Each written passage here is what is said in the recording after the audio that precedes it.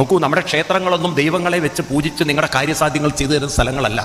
ക്ഷേത്രം ഒരു പരിവർത്തനത്തിൻ്റെ, ട്രാൻസ്ഫോർമേഷൻ്റെ, മനസ്സിനെ പോസിറ്റീവാക്കുന്നതിൻ്റെ കേന്ദ്രങ്ങളാണ്. അതിന് ക്ഷേത്രത്തിൽ വന്ന് നാമം ജപിക്കുക തന്നെ വേണം.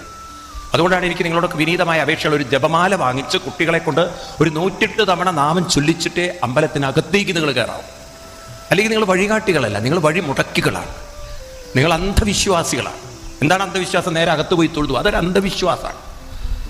അന്ധവിശ്വാസത്തിനല്ല ക്ഷേത്രം വെച്ചിരിക്കുന്നത്. ക്ഷേത്രം വെച്ചിരിക്കുന്നത് മനപരിവർത്തനത്തിനാണ്. എന്തെല്ലാം വെച്ചിരിക്കുന്നത് മനസ്സിൻ്റെ പരിവർത്തനത്തിന് വേണ്ടിയിട്ടാണ്.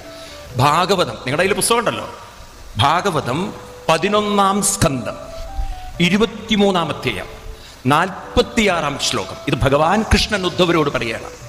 നീ എത്രയും കൃത്യമായിട്ട് നിങ്ങൾക്ക് പറഞ്ഞുതരാം. ഭഗവാൻ കൃഷ്ണൻ പറഞ്ഞ കാര്യമാണ് പറഞ്ഞു തരുന്നത്. അതുകൊണ്ട് തോന്നിയതുപോലെ നിങ്ങൾ ചെയ്യരുത്. ആളുകൾ എന്തോ